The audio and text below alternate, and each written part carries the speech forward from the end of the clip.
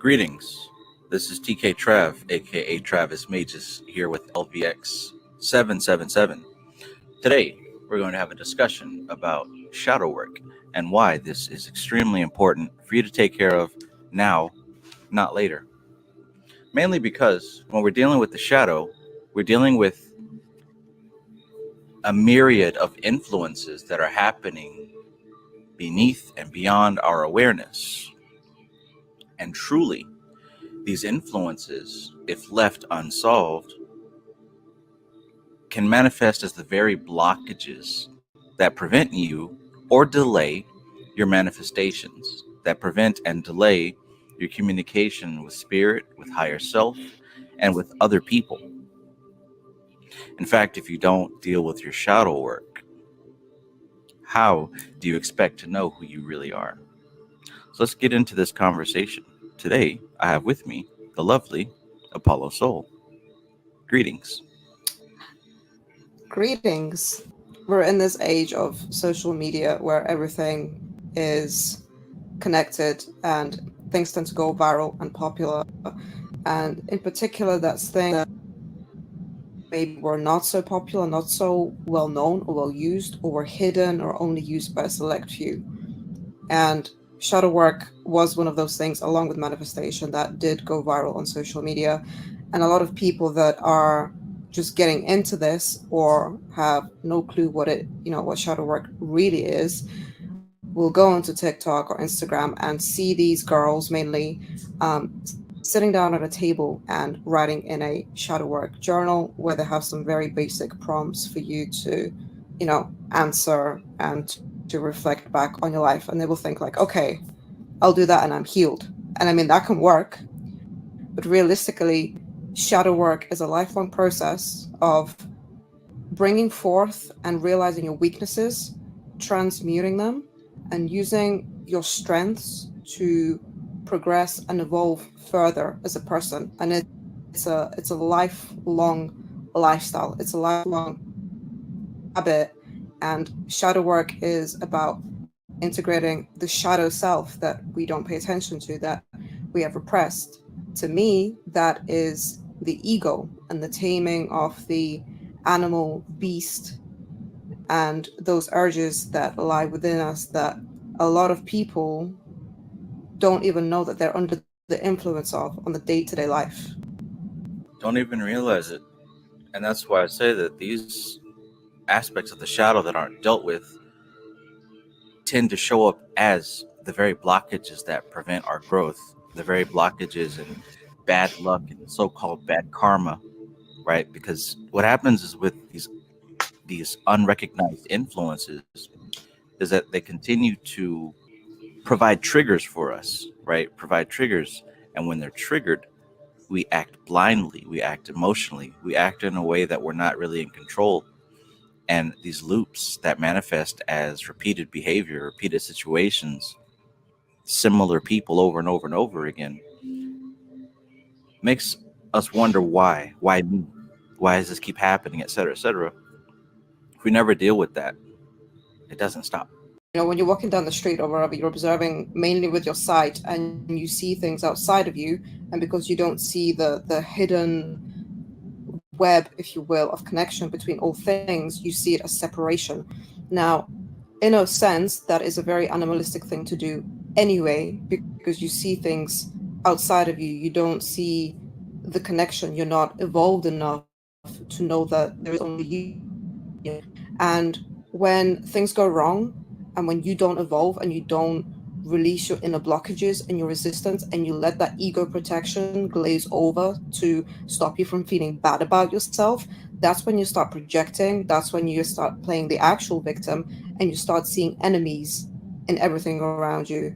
If it's not, somebody doing something to you, and that's like on a greater scale, like gang wars or rivalry, then it's the government, or it's, planetary positions, or whatever it is that you want to blame on and use as a placeholder, instead of actually trying to remove that ego and doing the work. Now, I'm not saying like remove the ego in the sense like, oh, let's uninstall our ego and uninstall our chakras. It's a lifelong placeholder that's there, but you have to do the shadow work to learn how to tame that animal. Because if you don't tame the animal is going to tame you, and you're going to be ruled by it for the rest of your life, and it's going to take you to places you don't want to go to.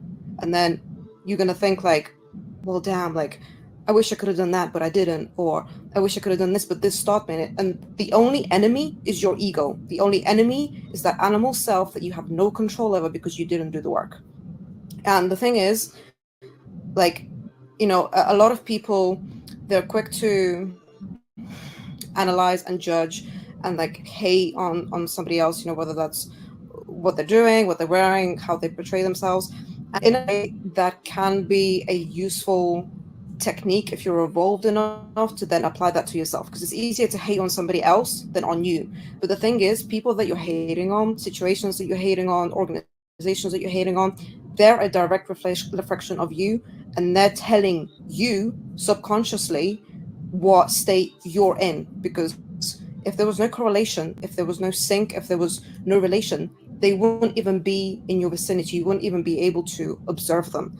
So you don't even need to be, some like grand hypnosis, NLP, psychiatrist, practitioner, whatever. You just need a little bit of intuition and a little bit of observation to be able to spot these things within yourself and within other people, because the ego will always tell. Like, it will always tell people's pain points. It will always tell things that people haven't bothered to resolve or have been trying to repress. And it's always from a place of emotion, but hurt, and not like ration or conscious logical reasoning. Absolutely. Right. I love that because it clearly shows that there are no enemies. Like, if you really look at this thing, it is the ego. And like you said, it's not about, oh, let's delete our ego, because that's not possible. As long as you have a physical body, you need an ego to operate that body. But the issue is that the ego is not this whole thing. It's compartmentalized with, like I said, several influences that urge it to make decisions in a particular way. It's a computer, it's a prediction machine. So it accesses your memory, and whatever software you have programmed in your memory. And what I mean by software is like behaviors and actions and lessons that you learned correctly or incorrectly. All those together are going to predict what may happen next in any given situation. And if you have developed a habit of being a victim, right, playing the victim role, or blaming other people for your faults and your shortcomings, that program will continue to run. It doesn't solve itself. These programs don't change themselves unless they're addressed directly. You have to get to the root of the problem instead of tending to the symptoms. You have to do the inner work to change the state and then operate from a different point of view altogether. And you see people, playing victim all the time. And, it takes a little bit more work, like I said, to actually realize that, you're doing those same things. But it's everywhere. And it's like, even days ago, I opened my explore page, and there was this girl popped up for me, and it was a fitness page, and this girl is no influencer. She's just a regular person, but she's tracking like her fitness journey. But she posted this caption basically saying like, I hate it when people around me talk about weight loss and dieting. And she proceeded to say that it was like a massive trigger for her. And when other colleagues or friends or people around her are talking about weight loss that has nothing to do with her, they're just, sharing their journey, or if they've, dropped the dress size or whatever, and they feel good or they feel happy or they feel accomplished, that she will not congratulate them, that she would just rather stare at them blankly and, wait for the conversation to change or change it herself. And she proceeded to, finish the post off by saying that diet culture and weight loss is toxic, and that our bodies fluctuate all the time anyway, so it's not a reasonable thing to, you know, participate in. And she finished the post by basically saying that, like, you know, if anything, whenever people talk about weight loss or that, it makes her want to go eat even more. And I read all of that, and I was like, girl, that's a lot of like words that you've just said that are all full of emotion, and there is no like reasoning. It's ego protection. What you're really trying to say is, somebody told me I should look a certain way, or I had an image in my head that I should look a certain way, and I failed in that pursuit. I didn't achieve that, and as a result, I've got all that resistance within me. But instead of overcoming that resistance or pursuing the goal, you know, it hurt too much. So I decided to blame diet culture, and I took it a step further, and I got so wrapped up in my triggers that when other people are talking about their weight loss, their achievements that have nothing to do with me, I'm so salty that I will not even congratulate them. Like, just say you failed. And you see this with other people that are like, oh, it's that shit ain't real, or I don't believe in twin flames. But they're not saying that from, you know, a rational, logical point of view. They're saying that because they're butthurt, and they're saying that because they have no one to love, and no one loves them, and heck, they don't even love themselves, right? Oh, Or people that are like, it's true though. It's true. Like soulmates, you know, it may or may not be real, but the vast majority of people that don't believe in that, it comes from a place of butthurt because they don't have that love and they want it and they're yearning for it. But instead of resolve um, in a need for validation, they decided to just hate on the whole thing altogether. You see people that, you know, they see a couple, you know, walking down the street happy or whatever, or they look happy. You don't know what's going on behind closed doors, but they're mad, they're salty. Or my favorite is like, this is like so popular in the liberal side of politics, is like, eat the rich. And recently in Vietnam, this, I think it was a millionaire or a billionaire, she got sentenced to death for like doing tax evasion or something. And I was reading the comments about it, and people were like, hell yeah, like, I'm so glad she's dying, you know, one down, how many more to go? Eat the rich, fuck the rich. And it's like, just say, I'm broke, I'm poor, I'm not smart enough to make my own money, and I want to eat the rich and take their money and get it handed out to me. Like, just say that instead. Or, you know, they'll be like, oh, well, fuck millionaires and billionaires, and, you know, it's all about ethics, and these people have, like, made the money from, you know, other humans, and it's not ethical. It's like, okay, go to your business, go execute it, and be ethical. Be an ethical millionaire and teach the rest of us how to be ethical. And then once you're done making your millions, go to the ATM, take the 10 millions out, yeah, and then give the money out to every hobo, every homeless, every crackhead, even the rich people that don't look like they need it. Give it out because you're so ethical, because you're all about giving. So do it. Well, you won't, because it's so much easier to sit there right. and be like, well, I want XYZ, but I'm not going to do the work for it. Or people that will come into your space in particular and undermine you, or they'll spend so much energy and so much time in social media comments trying to roast other people or state that they're the smartest. Like, just say it. I want validation. I didn't get validation or approval when I was a kid. Nobody pays attention to me, and now I gotta go to prove to everybody else that I'm the smartest. And then, you know, those people that agree with me will be like, oh yeah, you're dropping gems, you're so wise. Those people will be the first in line to go get a vaccine from the government. And I'm not vaccine, but Yep. I'm like anti just accepting shit blindly, you know? So who are you getting validation from? What are you running from? Once you start to put it in that perspective, and in my experience, in my opinion, it's like, shit, I got a lot of work to do. It's no wonder that you may not be getting the results that you want in magic, in manifestations, in life in general, because that is the state that you're operating from. So what are you doing? So look at that, right? Like, how in control of your actions are you? If you can't wrap your brain around the fact that you're constantly seeking validation, like learning this information just to go out for someone else to say, "Oh, you're smart, you're dropping gems. Look at you, you're on fire." To gain approval, right? And here's the thing: when we're stuck in that loop of, say, chasing validation or chasing approval, our intention goes from, it's not self-improvement, it's literally, how can I get the next dopamine boost of someone cheering me on? Or in the girls example with the gym, right? How can I create more barriers for people around me to walk on eggshells so they don't hurt my feelings? As Yes, opposed to yes, me that's a big one. fixing this problem in myself.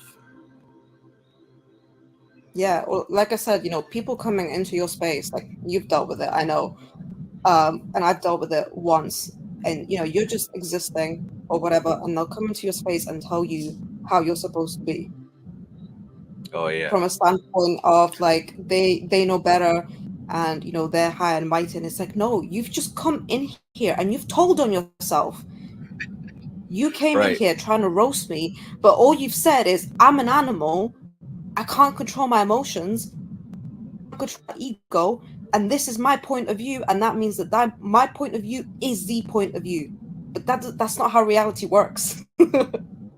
Yeah, you'd be surprised once you're able to really see how many people just come up and say, "Oh, look at me. I'm another beast. I'm another beast." Some dude messaged me the other day like, Trav, I'm going to say this. If you move away from the fairies and unicorns and peak lights in your background, you'll actually get your message through to the collective. It's like, What does all that right, well, even mean?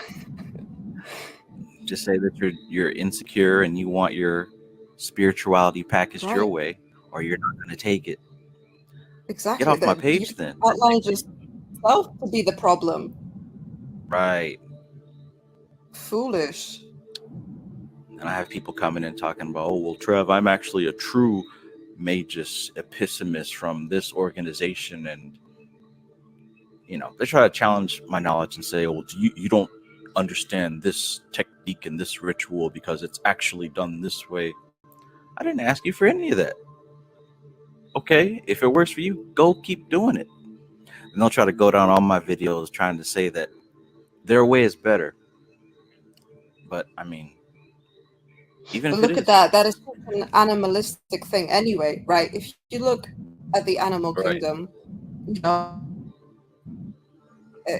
and I've spoken to you about this before, but every plane of existence is mirrored to the one above and below.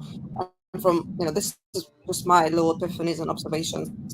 In the animal kingdom, like the male has to be the pretty one. You look at a lion's mane, it's going to be majestic compared to like a plain lioness. It's going to be strong to pass on the seed, right? The DNA survival of the fittest. Look at like male ducks compared to female ducks. They're like beautiful and green and shiny compared to the boring brown duck. Look at peacocks, certain birds, whatever. In the human realm, that's almost reversed, right? Where the female has to be attractive. I thought that was like an interesting thing. But a lot of people say that animals don't have the same consciousness or the level of awareness as humans do. Now, granted, we don't really know that. We can only go by observation because it's not something that we remember, or it's not something that we can measure at this point in time. But I thought that, if that is the stat, and with each level as you upgrade, you get more consciousness and you get more sentience and more awareness. When you get to the human level and you do the work, you see the unity, right? And from that point of view, you see that there's no separation. There's no enemy other than your ego, and even it's not really your enemy. It's just like one of those overprotective best friends is trying to, help you out and cushion you and protect you from the world.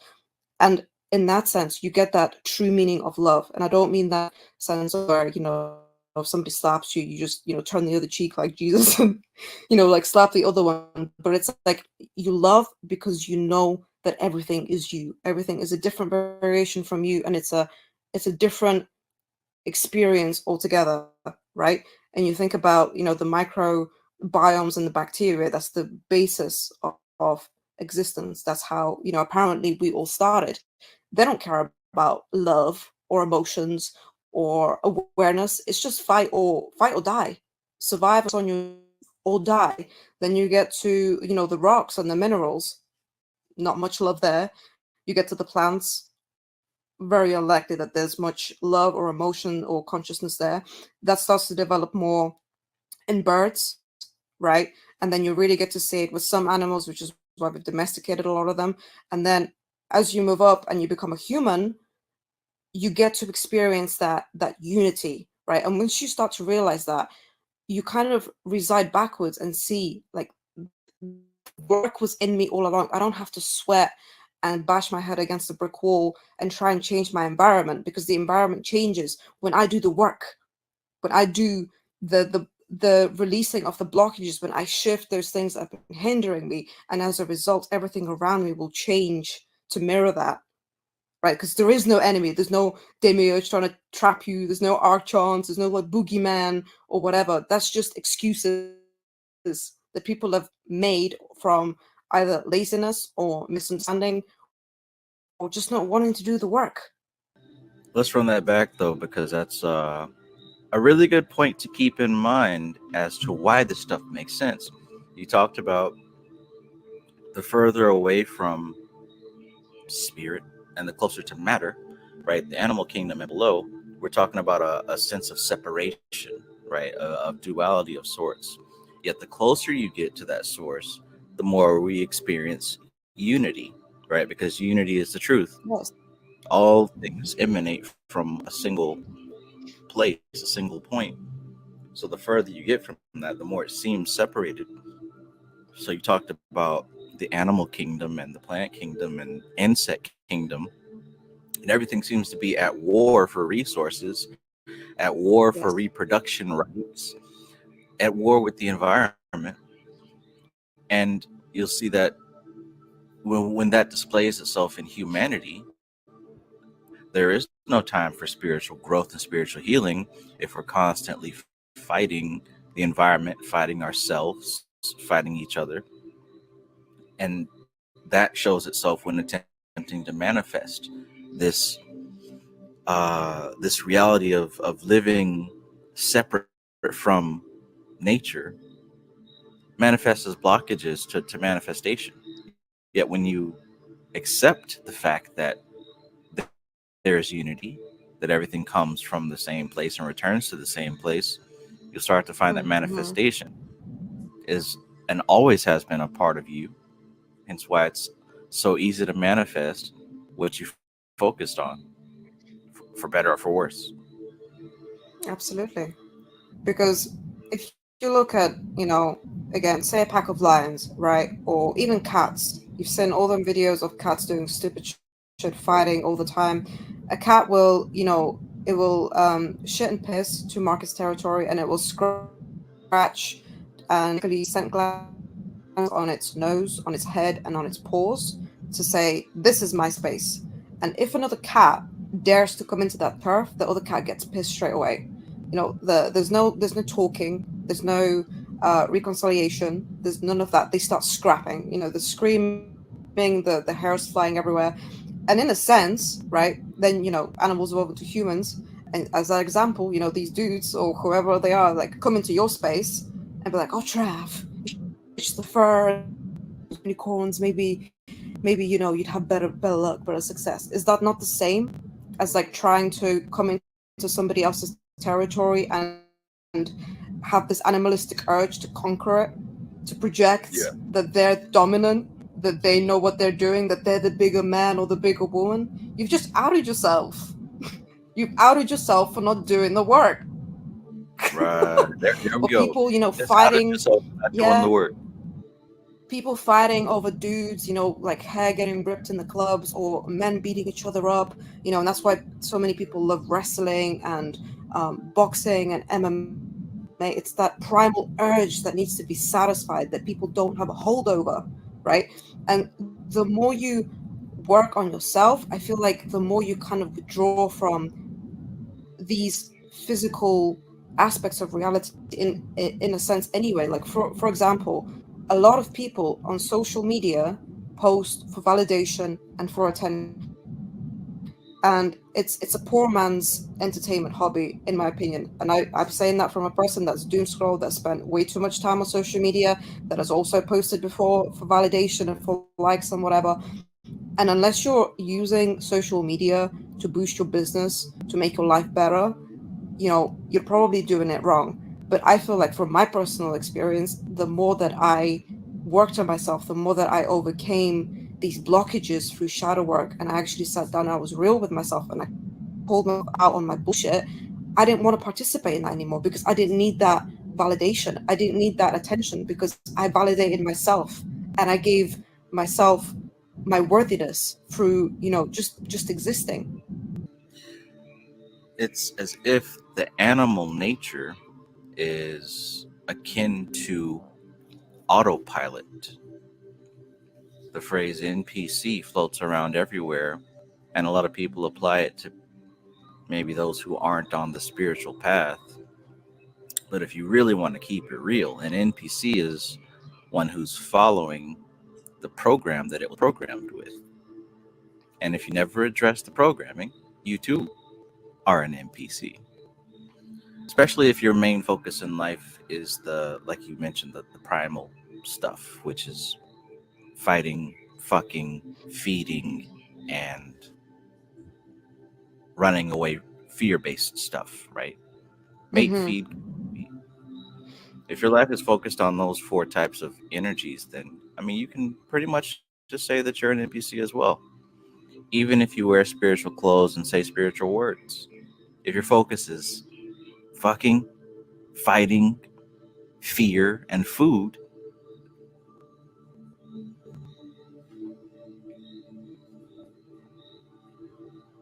It's incredible because, like, especially after reading the Kabbalion, you know, for me, I can really see all those bodies in us as a human incarnation. Like, you had the mineral body, the plant body, the animal body. Like, the mineral body to me is the skin, the bones. The plant body is your tissues, your organs. Because think about it: if you rip a leaf off a plant, if you rip a stem off, that's going to regenerate. And is that not the same as what your body does? They say that the body gets tumors every single day, all day, every day, but the body knows how to process and to neutralize those tumors so you don't get cancer. If you get a cut, your skin heals. All the damage that you do to your organs, your tissues, your body regenerates. It's very plant-like. And then you've got the animal aspect of you that you still carry around in that sense of karma, where you want to control and you want to fight and you want to stay on top and you want to dominate and compete and to pass on your DNA. And then you're supposed to overcome all of that and to evolve higher. But most people never do. Most people want to achieve greatness, but they can't do it because they're hindering themselves back by not doing the work. And the thing is, like, time is not on your side. Like, yes, time is an illusion, like everything else is, but so are human laws. So all the taxes and bills you gotta pay, they're an illusion. Like, you gotta pay to exist on this planet when other mammals do, but you still have to do it. You still have to go in and clock in every day. You still have to exist in the system because you haven't worked a way out of it. So you may as well start doing the work because time's going to pass by either way, and it's not on your side in terms of you living the life that you want to live, to achieve the things that you want to achieve, to do the things you want to do, to get better to a level where you feel like you've done something, you've accomplished something, you're satisfied, you're happy. And isn't that what they say, in terms of life after death? Again, we can only go by what other people are saying. We can't remember, or we don't really fully know, but they say that, the more attachment you have to the physical world, the more things that you wish that you did or whatever, the whole aspect of life flashing before your eyes, that's what realistically makes you, perhaps come back to live all over again. Like, oh, you know what, mom, I'm not done playing in the playground yet. Let me go roll in the dirt in the sandbox some more. When mom says no, it's time to go home. So it's better to get to it and to do it so you can live a life worth living. time is not on your side. I tell you another reason also, because like if you're mentally unstable and emotionally unstable, it's literally just a matter of time before you start to get you accumulate more trouble for yourself, basically, right? Because those triggers that you dance around and put barriers around, every trigger you have will be pushed. It will. Like nobody sets up triggers, or I should say, nobody has these insecurities and these soft points, and they just never get touched. Like, no, anything that you have that you're sensitive about, those buttons will be pushed. They will be pushed. And in a way, this is life's way of letting you know that these things need to be healed. These things need to be healed, not shielded and protected. They need to be removed because otherwise you can't grow. So it's only a matter of time before these triggers begin to be pushed and pushed and pushed, and making emotional decisions when you're in a volatile state like that. It's only a matter of time before that leads to more trouble. And the thing is, like what you're saying is the real truth. We know that a lot of people want to make a quick, just copy and paste each other and regurgitate and spread misinformation just, for the sake of link and bio, check my 5-page PDF to, I don't know, fix whatever problem. But, you yourself as a teacher, you've always had this drive, no matter what, to teach people and to give them information to better their lives because you want them to succeed, you want them to be better. And that's an amazing reflection of you because, like, even reflecting back on all the times that you've done those long ass, like, book lives and book reads and how much free content for years you've given on YouTube, you want to help people to succeed. Yes. And how can you succeed if you're continually blocked by something somebody said, or some recurring thoughts or memories that keep appearing, or having people in your life and relationships that are reflections of unhealed trauma? How can you succeed when you have those things weighing against your proper decision making process? I talk about magic and I do classes and read books and all this other stuff about magic, but just to keep it real, the most important of all these is the shadow work. Because no matter what you choose to do, work with Goetia, do tarot, channel spirits, astral project, any of that stuff, the shadow work that is not done will taint your results, period. Speaking from experience. See, that's Yes. what separates a true guru from a false guru. What's that? What's that garlic guy that I sent you today and yesterday? That fucking wannabe Swami guru. What's his name? Nityananda. Nityananda. Those are the false kinds of gurus that would be like, trying to regurgitate and copy and paste bullshit from each other and don't even fact check or don't even, test what they're saying, right? This is why in general, like whoever it is that you're studying from, you got to take the information they give you and you got to test it, because we live in a world of results. Okay, we live in the physical plane for the vast majority of our conscious awareness. This is the plane of manifestation of physical things. And a lot of these people don't have no results. Why would I listen to anyone that's trying to teach me shit that hasn't got the results from the system that they're trying to preach onto me?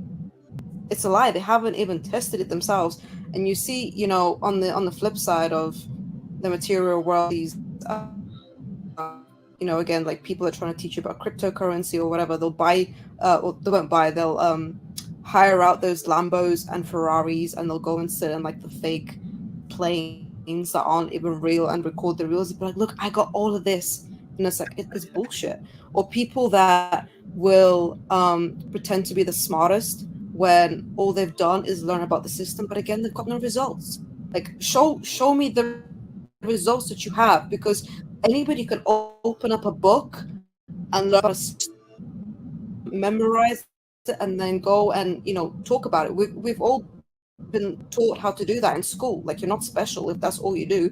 We've all been taught to listen to the teacher and study the material from the class, and then at the end of the day you get a test to not even test your knowledge but to test your memory. But where are the results? Because that's the thing. You have to test it, whatever system it is that you're choosing to go with, whatever teacher, whatever that resonates. And if you run with it, work with it. Like, for me, there is no like system, there's no hill that I'm gonna die on. If tomorrow I wake up and I decide that astrology is perfect for me and that's the way I'm gonna get results, I'm gonna go do it. If next Sunday I'm compelled to go to church and start praying to Jesus again because that's getting me results, I'm gonna do it. The system doesn't matter itself, aside from what it does is that it puts you in the correct operate from to get results, right? And for you to work with any system, magical or physical, whatever, you do the shadow work to clear out those blockages, because otherwise the system will fail, because the problem is still you. It's not the system. And that's why a lot of people will, try and do a magic ritual, and then they'll go on some forum and be like, oh, this failed, and I didn't see no demon, and I didn't get no results, and I didn't get that girl or guy that I liked, or I didn't get the money, because the system isn't the problem. The problem lies with you. Because people think that doing is who you are, but it's not. Doing is the effect, and you're the cause. Whatever state you reside in, whatever state you operate from, you will be compelled automatically to do things that are in resonance, that are in alignment with that state. If you wake up and you think, I'm a winner, consciously or unconsciously, you're going to do winner things. You're going to go and do whatever winner means to you, right? And that's usually in some way or some shape or form doing actions that get you closer to your goals. If you're a loser, you're going to do the opposite. So it's not what you do that makes you who you are. It's working on yourself and actually becoming the real you, whoever you want to be inside. And then you will act as if, based on what programming you have in you. Windows, your Windows computer ain't going to run Mac or Linux, because that's not the system installed from it. So it's not even going to act like that. It can't perform like that. Uh, It's not the right program. Man, Bobby Hemmett said that. For those of you who love Bobby Hemmett, hopefully listen to his audio. But he said that he's going to go where the results are. He's going to go where the truth is. Even if that takes him back to Bible Baptist Church, that's where he's going to go. It's not the system, right? It's you. Are you a truth seeker or are you a trend follower, right? And we can also talk about all these people that try to warn you, like, oh, stay away from magic, stay away from the occult, stay away from demons. My cousin tried that and he went crazy. That has nothing to do with the system. That dude was already crazy, right? When people try to come and warn you about that stuff, oh, don't mess with this and don't mess with that, that's telling about them and the lack of shadow work that they've done, right? Whatever's going on in their heads came out when they work with these systems. It doesn't matter what you work with. You can summon up the devil for all I care. What's going to be tested, and because here's the thing, when you work with a magical system, what you're doing is you're unlocking parts of your subconscious mind that you don't normally work with. And if you're doing things right, you're filling yourself with more prana.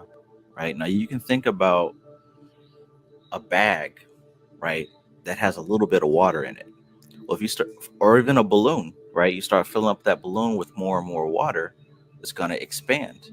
But if that's an old balloon, or if it's got a rip in it or a hole in it, it's not going to be long before that hole starts shooting some of that water out.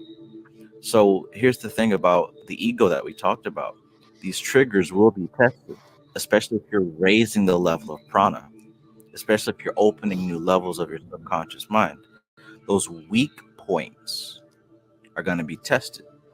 And if they're not strengthened, solidified, harmonized, reintegrated with the whole in a functional way, whatever you're filling yourself with is going to leak out. And at worst, the framework might crack. oh, so and so messed with this magic and they went crazy. That has more to do with them and what they didn't work out than it has to do with the system that they because used. the resonance was already there anyway to get those results. Hmm. See it every time, every single time. Yeah, and there's really no excuse to not sit and do this work and to make it a daily constant lifestyle habit, because like I said, if you don't do it, time's against you and it will just roll you and it will take you to places you don't want to go. There are people out there in the physical world, right, that live in such depraved, terrible conditions, and they're still using that animal self to fight to make a life better for themselves and their offspring. Shit, there are people every day trying to escape through North Korea, right? And some of them are doing it successfully, and that's terrible. There are people escaping from war-torn countries, and you can't sit there and identify your ego and your weak points and transmute them and call yourself out. Mm. Western world problems, American problems, right? It's true. It's true. Like a lot of people in the East that grew up in harsh conditions, they see the modern West as like, the term of like pansies that, you just blow a little bit of breeze on them and they just buckle over and die. Or there's always some sort of I mean, excuse, or it's very emotional. Everything is super high right, charged with emotion and not fragile. ration or reason. Yes, fragile is the correct word. What makes it so bad is that the way that culture is evolving now, and this is the dangerous part. The way that culture is evolving now, and you can see this with your own two eyes, it's evolving in such a way that is attempting to normalize the fragile, unhealed victim mentality. It's moving in such a Yes. way that it's become, oh, let's normalize this or let's normalize that, when it should be, hey, let's get the resources we need to correct this. Let's get the resources we need to solidify and strengthen, right? Everything isn't meant to be normalized. Some things weren't normalized in the first place because it's not normal. But if you fall into and accept the culture of being fragile, like I said, the real world doesn't care about your feelings, right? I don't know if you have kids, and maybe you tell your kids this, but you need to hear it too if you haven't heard it. The world does not care about your feelings. The landlord that you pay rent to, your job, right? The government, if you break the law, they don't care about your feelings. And then people in that jail cell definitely don't care about your feelings. They care about maybe how the inside of you feels. But Put his the drawers real world down. doesn't try to demonetize my video now. And it's okay to feel. It's okay to know yourself and be in tune with yourself. All that is great and fine. What I'm saying is to step outside the door and expect some stranger to dance around eggshells for you who they don't know or care about, that is delusional. Very much delusional. Yes. It seems that the traits that are being developed the most is entitlement and victimhood, as opposed to resilience, to resistance, to actually break, through that ceiling to the next level, and discipline and determination to get there in the first place. But it's a trait overall in humanity that I've observed, in the sense that, again, like if all is life and the all is in all, those microbiomes, those insects, those animals, they still want to live, but humans are hell bent on, for example, killing viruses with vaccines, because those viruses want to live, they want to pass on their DNA, and sometimes they do that by killing humans. That's just how the virus is programmed to be. But the human has determined itself to be more important, which is why it's created the Right. vaccine to kill the virus. When a spider comes into your home and you see, its ugly being, you're like, hell no, get out of my house. And you usually, slap it with a slipper or hoover it up or whatever. How many animals and birds have gone into extinction because humans just couldn't stop, and because they've declared themselves to be more important, right? And again, I'm not a vegan, I'm not like pro animal rights or whatever. It just is. It's just the savageness of Prakriti, of nature, right? At the end of the day, it really is survive and adapt and evolve or die, and that still applies to human existence. But Right. it's interesting how, as the human progresses and evolves from the previous incarnation, almost like burning the bridges, you know, to those ways by performing extinction and killing off essentially its predecessive versions.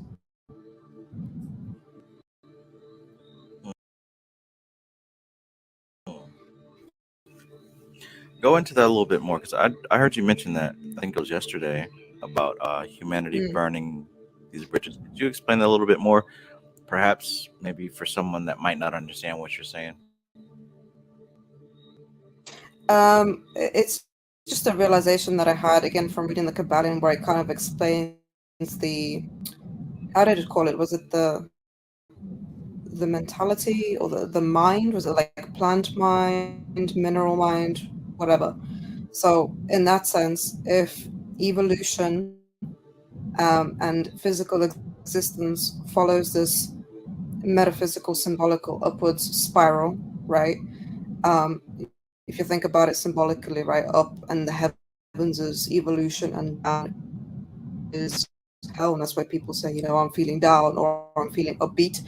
But if life started as like microbiomes, viruses and bacteria, then it evolves to minerals, which then get absorbed by plants,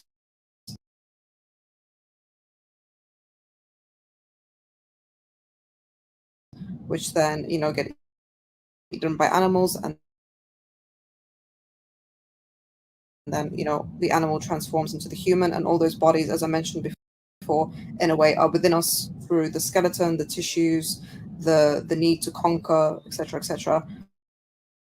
So as the human reaches, current evolution between animal and superhuman, it's almost like in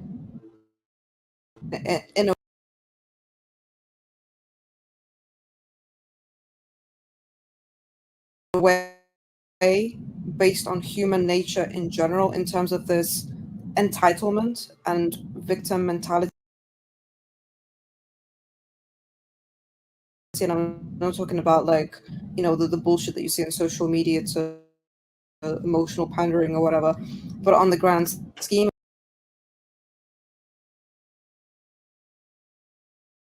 of things, the human has declared itself to be the most important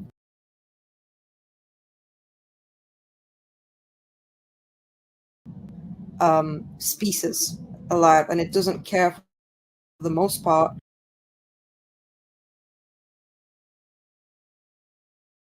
about life and other forms. I mean, you get the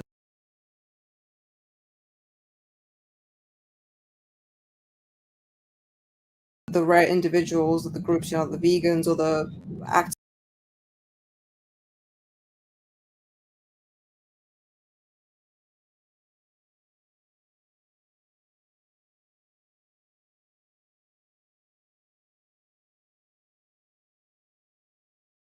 activists or whatever, that are trying to fight that, because as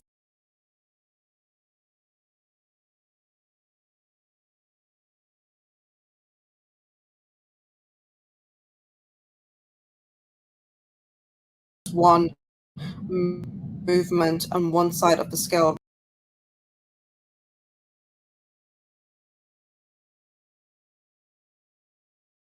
rises, the other one has to match in terms of opposition,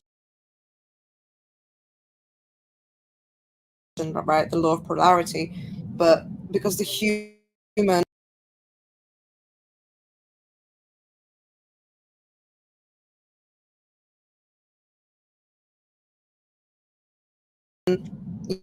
unconsciously in a way has declared itself to be the most important, it has no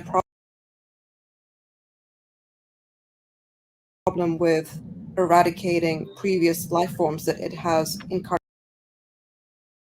from. So much so that it also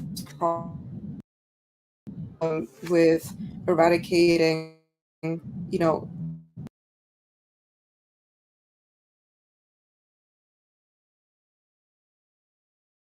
itself, the species as a whole, which is why people go to war and hate each other again, because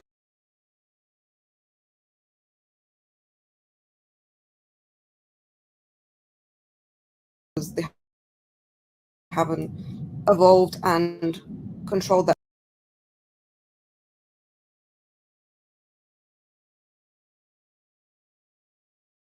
animal self that sees things as separation. It doesn't see or comprehend the unity or the love, and that there are no enemies. So it's just like an interesting kind of observation that I made. I wonder if that could also be some sort of weird reflection of a self.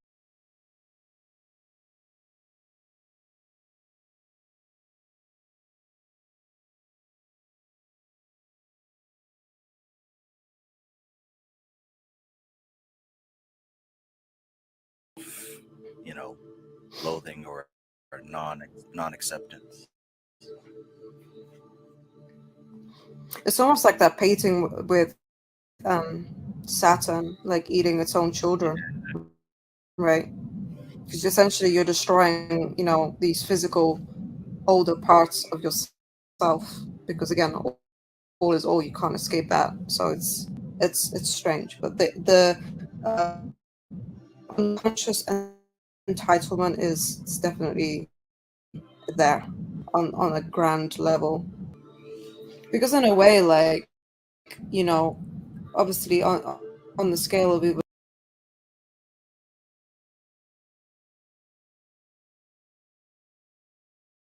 evolution, you would say, like, yes, logically, you know you at this point are the highest form of evolution.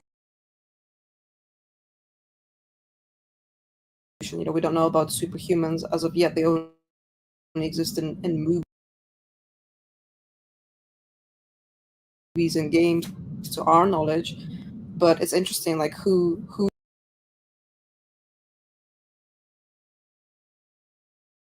declared humans as the ruler, the Bible, the Quran, like, who came and said, like, you get to rule over everything. Was it the ego? But yeah, I believe that spiritually, the human race is another species of animal on the planet. And just like all the other species, they're part of the ecosystem, and that's on its own game over here. On the other hand, I think about spirituality, and I believe that um, these vehicles, these species, can be used by spirit to gain experiences, to gain lessons, to gain reactive options, so to speak. And I feel that the majority of the human race is not here to evolve and expand and go past. I think the majority of the human race is indeed part of this animal species that's just here to mate, feed, kill, repeat. But for those very few, that tiny, tiny, small percentage of souls that are ready to advance to the next level, we incarnate here and we, from day one, kind of feel like we're different from the people around us. Like we don't even really belong here. I think for those Mm-hmm. very few of us, number one, it's easy to get wrapped up in the culture of the beast. It's very easy to get wrapped up and believe that, well, I guess we're supposed to be doing what they're doing, right? It's easy to get locked up and trapped in that. And even in the midst of it, even though we may do it well, it still doesn't feel right. I think for those of us, that small percentage, right? And that's not even everybody listening right now, but for that small percentage who are souls on this mission to evolve, it is crucial to overcome the animal nature.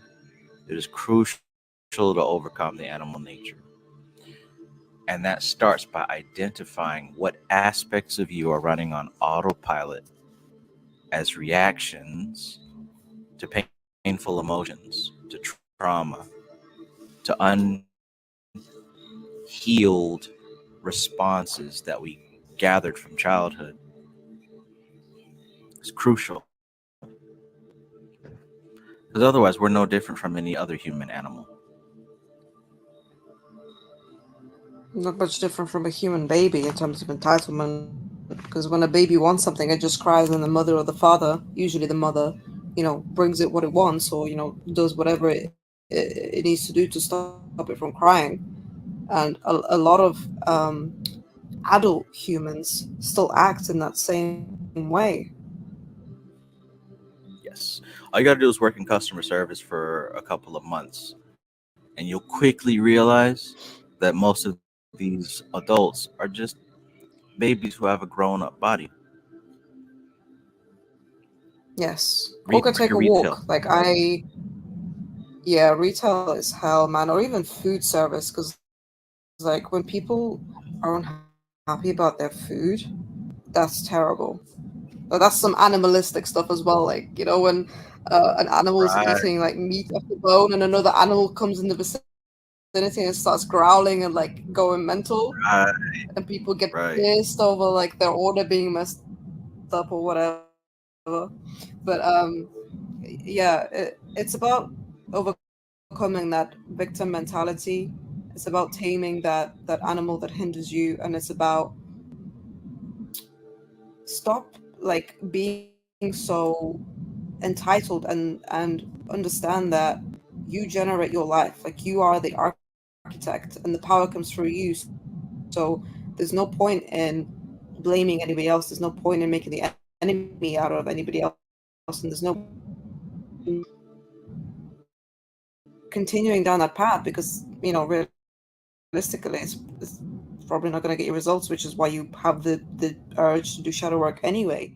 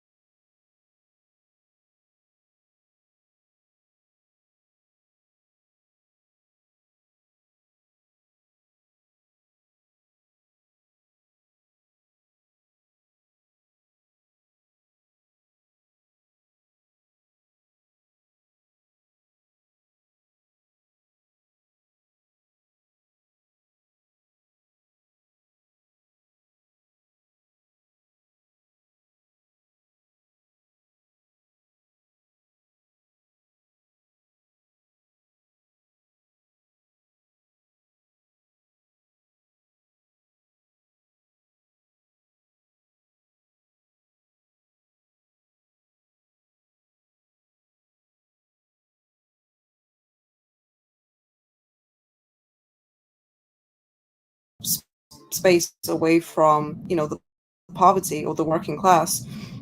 But the thing is, the working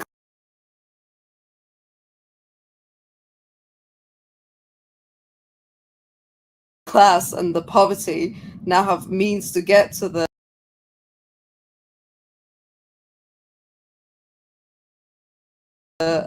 affluent areas with cars and public transport and wherever, because it's the modern age.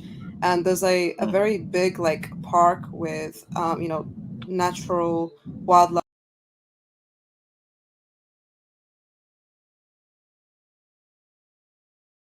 There's deers roaming about. Like there was some history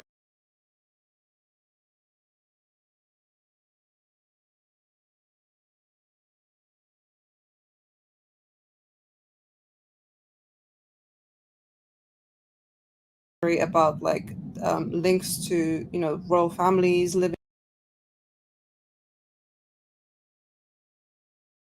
there and whatever, and warm out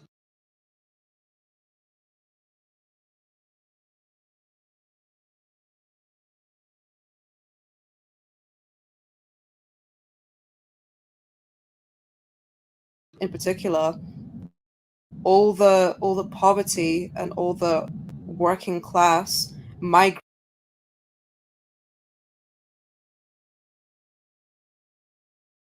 to this park because it's nice, it's a well kept area, it's a peaceful, affluent area, and unconsciously they want a taste of that, right?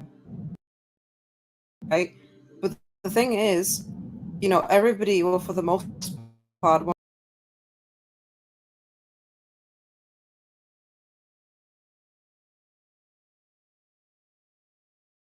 wants to be rich and to have it easy and to get money handed to them on a platter, or for it to fall out the sky or whatever. But what they don't realize is that they can't keep that money, or they don't have the means to even be around that. Because again, this is a beautiful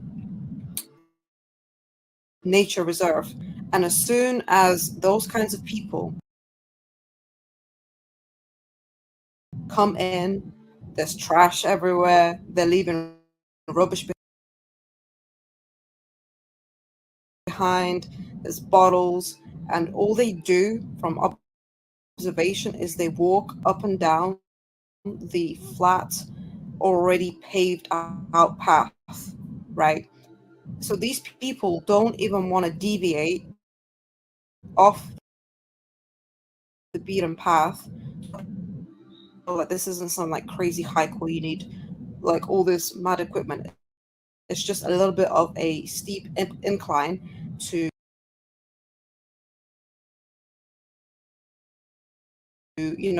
get some better views, to go where it's more quiet, so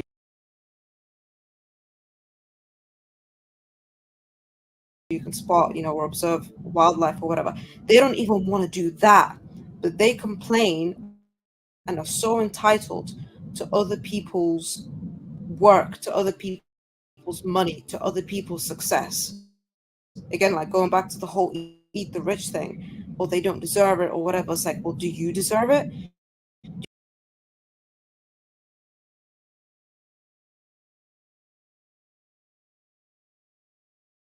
Did you do anything Mm. right to get that money? Because if you did, if you were already deserving of it,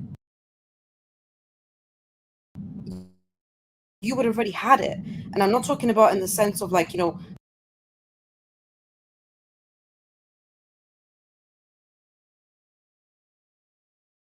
Sky Daddy or universe, watching you and seeing you if you deserve it, but you're doing the right things.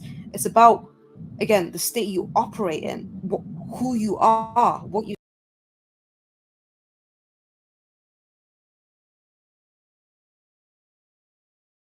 see yourself as, your blockages and your resistance. Because if you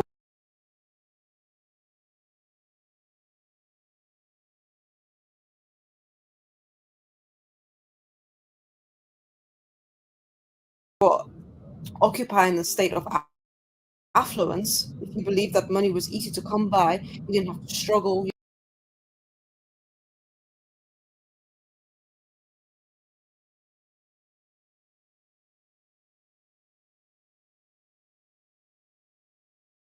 didn't have to be policy life, you would have already had the money.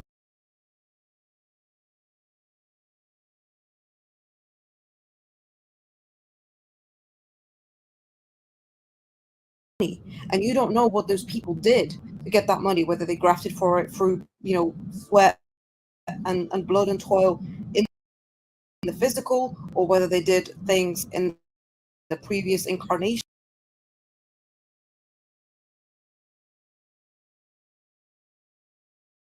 right, to get that affluence, to get that money. So they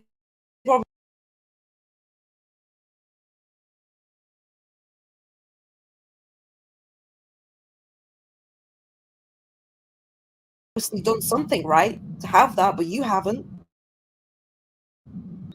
So I love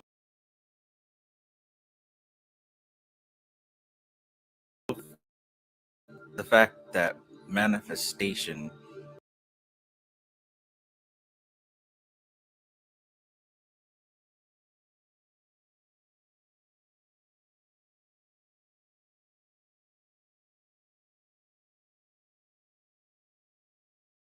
is not so much about grabbing new things, but allowing yourself to come into alignment with what already exists. It's about allowing yourself to come into alignment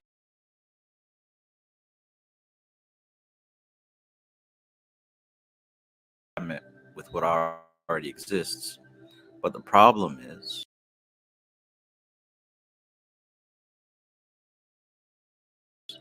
we've got these unhealed traumas that block that process, right? Because, like you just talked about the wealthy, right? You could sit here and say, I'm wealthy at heart, right? I am wealth, I am abundance.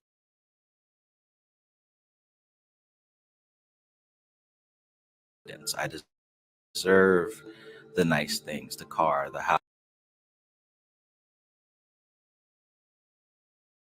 house, the things that go in the house. I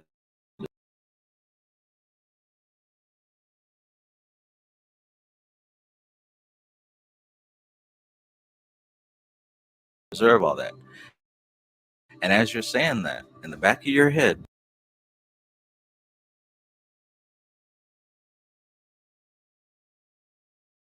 that unhealed trauma from when you were a child says, you don't deserve it. You don't believe that. You're a piece of shit. All your worth is this, Exactly. right? That's what I mean. Those little voices in the background, where did you get those from? Where did you get that from? If that's unhealed, if that's never addressed, it will continue to block. And like Apollo Soul said earlier, I'm telling you this from experience. We're telling you this from experience. When I did the shadow work and I removed those voices,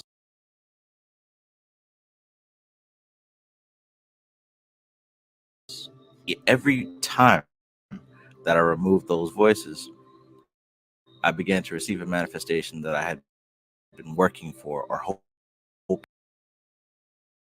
for, right? Because those things really do block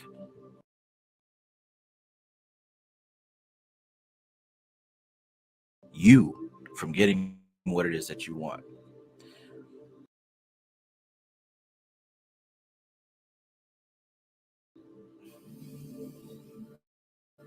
It's that easy. It's true. It's like trying to run a computer and do your regular software and stuff, but you have trojans and viruses in the background slowing you down and stealing your information. If you don't eradicate that, then the problem's never going to fix itself. You're never going to be able to run all the other programs smoothly on the system because it's infected.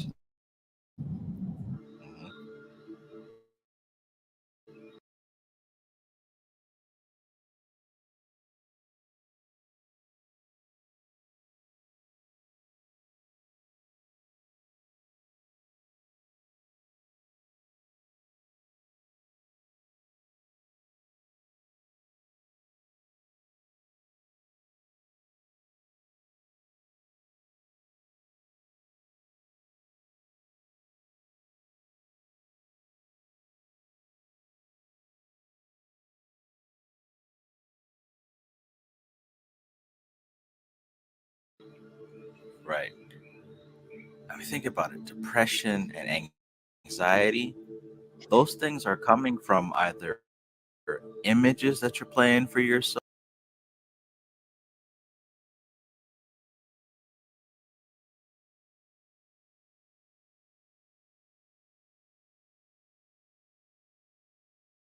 or words that you're hearing echo throughout your head, right? Or a combination of those two things. If you're constantly Yes. thinking about the worst and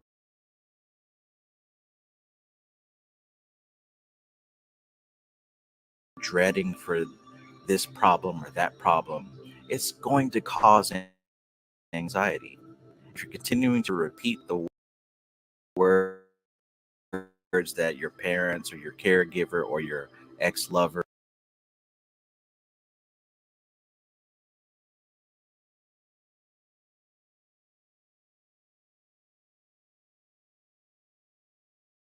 or whoever said to you, right? If you're going to continue to echo those negative words, of course it's going to put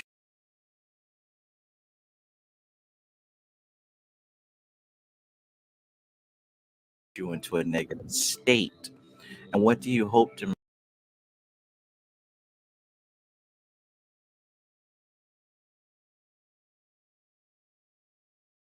manifest out of a negative state except more of that negativity? It's true, you're watering the wrong seed. The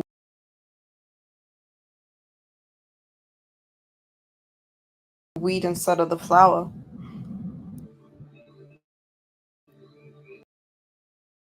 And that's what it is. What you focus on expands. Everything that you focus on,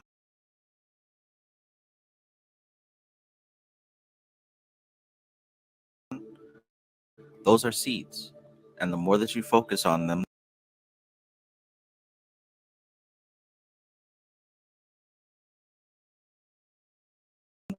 the deeper you dig a hole to plant them in,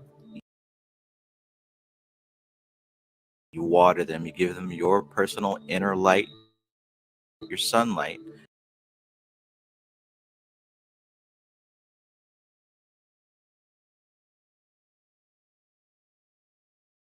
and they grow. So it doesn't, the subconscious mind doesn't care. It just does its job. And what you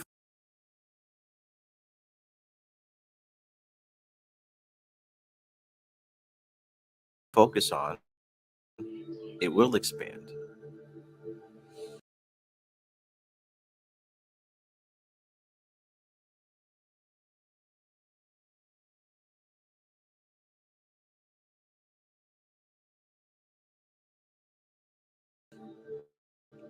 Those are seeds that you plant, and you will reap what's in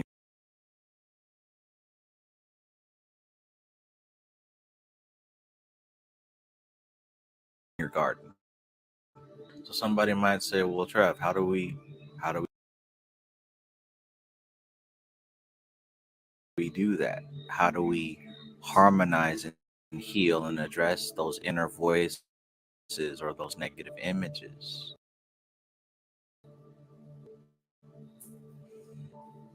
Well,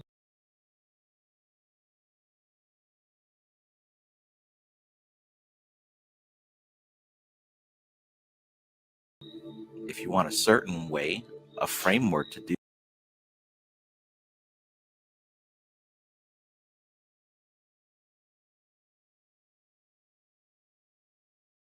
that,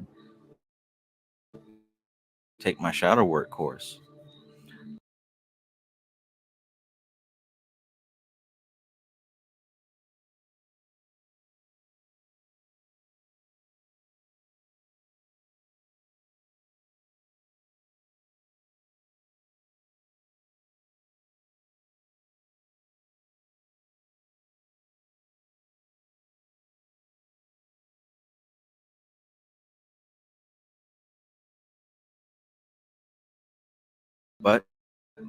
if you don't believe that that's a reality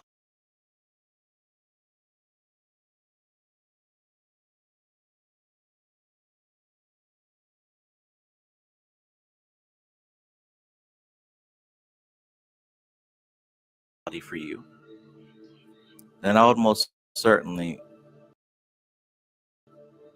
start with really paying attention to the story that you're telling yourself.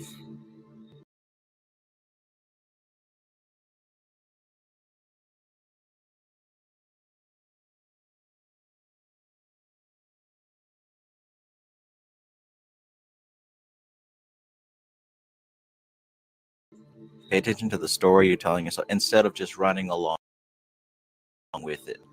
What we often do is we just run along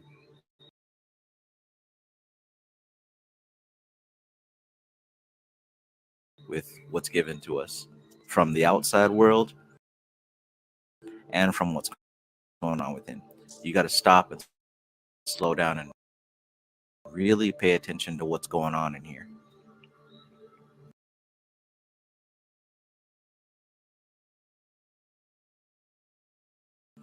And it isn't as important to figure out what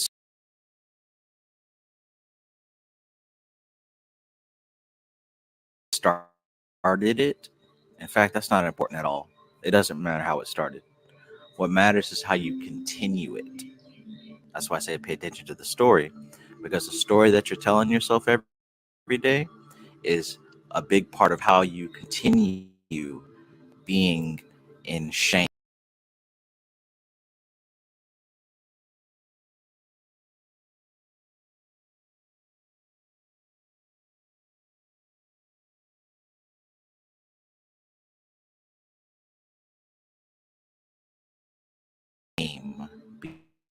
being in anxiety, being depressed, feeling unworthy, etc., etc.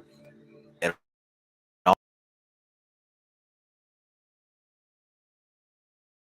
all has to do with that story you're telling yourself.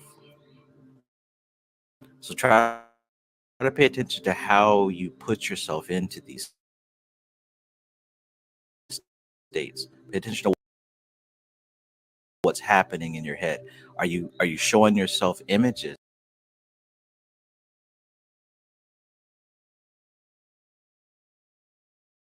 that put you into depression and anxiety?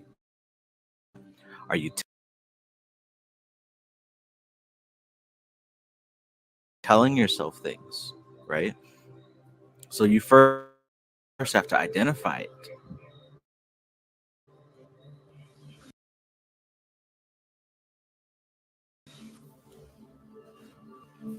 Identify how you're putting yourself there.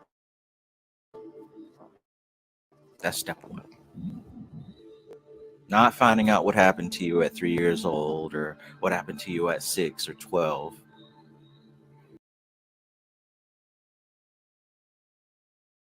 You can do that later. What you have to do right now is figure out how you continue the process. Identify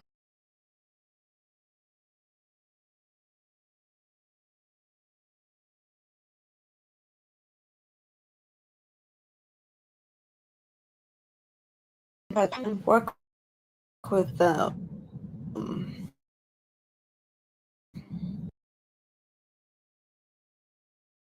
It's great as well, like from my personal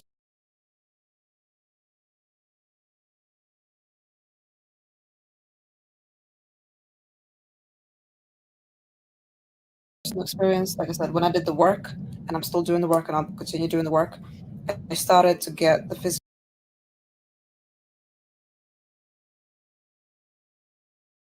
results that I actually wanted. And when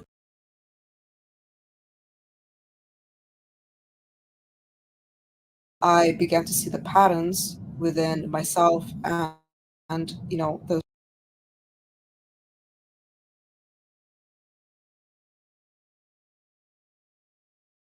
physical aspects, I could take those patterns and then apply them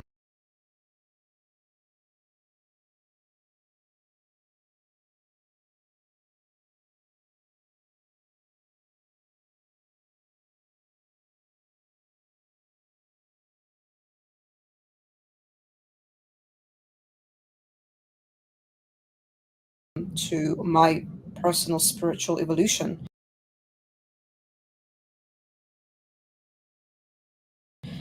Because the patterns will follow throughout existence, and it helps to spot them in one place, which is more accessible and easy